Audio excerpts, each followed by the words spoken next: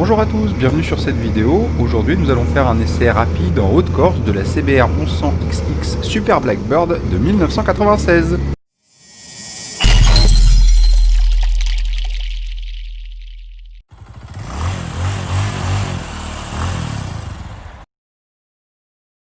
Première moto de série à revendiquer les plus de 300 km/h, la Honda CBR 1100XX est une moto japonaise fabriquée par Honda dans la catégorie Sport GT. Appelée aussi Super Blackbird, elle a été présentée en septembre 1996 en Europe. Alors comme dit précédemment, la CBR 1100XX était une sportive GT dont la commercialisation en France s'est faite entre 1996 et 2006. Les spécificités générales de cette moto, c'était un poids tout plein fait d'un petit peu plus de 250 kg, 164 chevaux, un couple de un petit peu plus de 12 mètres kg et 300 km/h de vitesse de pointe. A l'époque, Honda voulait concurrencer donc la Kawasaki 1100 ZZR sur le domaine du tourisme sportif. 4 cylindres en ligne en aluminium de 1100 cm3 à carburateur et 2 balanciers d'équilibrage pour éliminer les vibrations. La version française de 1996 fait 100 chevaux à 9000 tours minute et 9,4 m/kg de couple à 4250 tours minute, quand la version full fait 164 chevaux à 9500 tours minute et 12,4 m/kg à 7250 tours minute, pour un poids d'un peu plus de 250 kg avec les pleins. Côté conso, on notera une moyenne de 7 litres au 100 en conduite calme, ce qui permettra une autonomie d'un peu plus de 250 km avec les 24 litres du réservoir. Alors qu'est-ce que ça donne un moteur de CBR 1100XX plus de 20 ans après sa commercialisation? Au-delà de la fiche technique évoquée précédemment et malgré une vitesse de plus de 300 km/h compteur, à l'heure actuelle et avec la loi sur les 80 km/h, aujourd'hui c'est un moteur qui dispose d'énormément d'agréments. En effet, c'est un bloc avec lequel on a énormément de reprise et de souplesse. On peut redescendre en 6ème à 30 km/h et repartir sur un filet de gaz. Et on peut, à 80 km/h et sur le dernier rapport, doubler les autres usagers sans même redescendre de vitesse. Au niveau de la consommation, c'est un bloc à carburateur. Donc comme dit avant, on a une conso moyenne qui va se situer aux alentours de 7 litres au 100 en conduite tranquille. Donc c'est absolument pas à mettre en parallèle avec les blocs modernes injectés qui eux peuvent descendre à des consommations de 6 litres voire moins. Et de plus, si vous commencez vraiment à vous énerver sur la poignée de droite, vous allez facilement monter à 9-10 litres de consommation.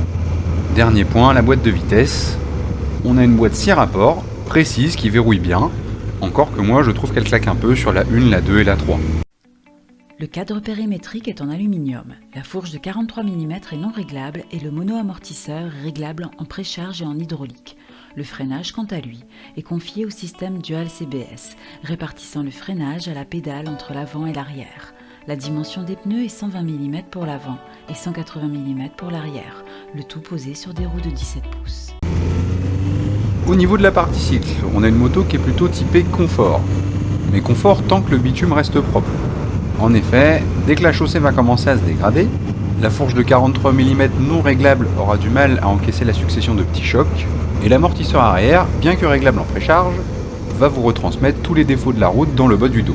Côté position de conduite, on a une selle qui est assez basse. Avec mon 1m72, j'arrive à toucher les deux pointes de pied par terre, malgré la largeur de la selle et du réservoir. On a les cale-pieds conducteurs qui sont placés assez haut, et on a les bras qui vont aller agripper les demi-guidons qui sont placés au-dessus du T de fourche.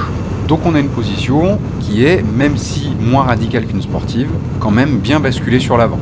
Tout ça, ça nous donne, avec une moto qui fait un petit peu plus de 250 kg avec les pleins, une agilité qui est loin d'être exceptionnelle, enfin dans tous les cas qui est certainement pas au niveau des 600 et 900 de la marque, mais qui dispose par contre d'une super stabilité à haute vitesse. À basse vitesse, la moto est équilibrée et même si elle est lourde à l'arrêt, dès que les roues commencent à se mettre en action, on ressent beaucoup moins le poids de la moto. Côté frein, avec deux disques et 2 étriers 4 pistons à l'avant, un simple disque et un étrier 3 pistons à l'arrière, le tout accompagné du système Dual CBS, la CBR c'est une moto qui freine plutôt fort. Tout ça pour dire que malgré son esthétique sportive, c'est absolument pas une moto qui est faite pour aller taquiner du circuit, mais plutôt pour voyager loin sur des grands axes routiers. D'autant plus que la bulle, même si elle ne protège pas à basse vitesse, commence réellement à être efficace passé 100 km/h. Dernier point concernant la partie cycle de la CBR 1100XX, il faut savoir que c'est une moto qui braque assez mal. Vous n'arriverez pas à faire un demi-tour en une fois sur une route standard. Donc c'est une moto qui, si vous faites beaucoup de villes ou que vous habitez en ville, ne sera pas forcément conseillée parce que ce ne sera pas forcément le véhicule le plus adapté.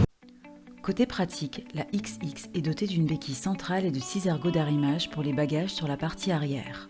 Le tableau de bord est complet et propose des cadrans analogiques pour le compteur, le compte-tours, la jauge de température d'eau et la jauge à essence. Une horloge complète la panoplie. Niveau esthétique, cette moto n'est pas complètement d'origine. On a les cabochons de clignotants orange qui ont été remplacés par des modèles blancs avec des ampoules orange à l'intérieur. On retrouve des liserés de roues sur les jantes, des stickers sur le réservoir, le bouchon de réservoir et le T de fourche supérieure. On va trouver un ras de roue ainsi qu'un passage de roue couleur carrosserie. Et enfin, dernière grosse modification, c'est le double silencieux Delkevic en carbone de 350 mm.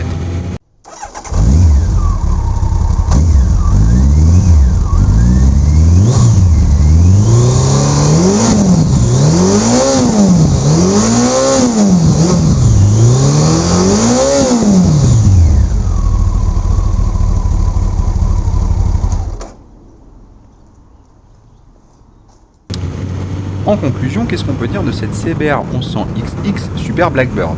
Eh bien déjà que mécaniquement, malgré ses 25 ans d'existence, elle dispose d'un moteur qui est toujours dans le coup. C'est puissant, coupleux, mais malheureusement obligatoire de laisser ce dernier en 100 chevaux, puisqu'avec la loi sur le rétrofit, pour pouvoir débrider ce véhicule, il faudrait qu'il soit équipé de l'ABS. Or la CBR n'est pas équipée de l'ABS, mais du CBS. Côté partie cycle, si vous n'avez pas de problème de dose, c'est une machine qui est confortable, mais qui va se révéler un petit peu plus compliquée à emmener par rapport à ses concurrentes plus récentes, telles que la Hayabusa 1340 ou la ZZR 1400 de chez Kawasaki. Enfin, niveau budget, c'est des motos qu'on va pouvoir trouver pour les premières années de commercialisation aux alentours de 2000 €, pour des modèles qui vont être fortement kilométrés, et pour les 2005-2006, ça peut monter jusqu'à 6000 €. A savoir que le kilométrage n'est pas forcément le premier critère d'achat de cette machine, puisqu'on est sur un moteur qui est vraiment hyper fiable, et on a énormément de propriétaires qui ont passé la barre des 100 000 km sans souci.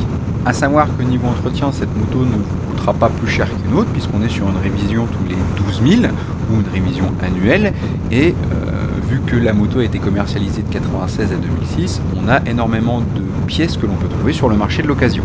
Voilà, j'espère avoir fait le tour sur cette moto que j'apprécie beaucoup. Si vous avez des questions, n'hésitez pas à me les poser par le biais des commentaires. Si la vidéo vous a plu, n'hésitez pas à la partager autour de vous et à mettre un petit pouce bleu. Et une dernière fois, un grand merci à vous d'avoir regardé cette vidéo jusqu'au bout. À bientôt!